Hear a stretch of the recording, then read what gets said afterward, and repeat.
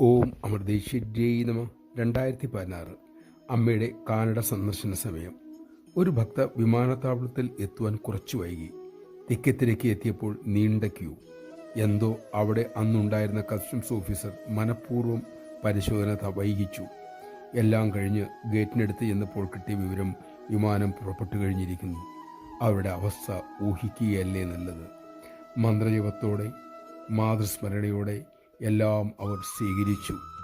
പിന്നീട് വിമാന കമ്പനി അടുത്ത വിമാനത്തിൽ സീറ്റ് തരമാക്കി. ഇപ്രാവശ്യം ചെക്കിംഗ് വേഗം കഴിഞ്ഞു. വിമാനത്തിൽ കയറി. ആദ്യം പുറപ്പെട്ട വിമാനത്തേക്കാൾ മുമ്പേ തന്നെ അവരുടെ വിമാനം ലക്ഷ്യസ്ഥാനത്ത് ചെന്നു. മാത്രമല്ല, കണക്റ്റിംഗ് വിമാനത്തിൽ അമ്മയും ഉണ്ടായിരുന്നു.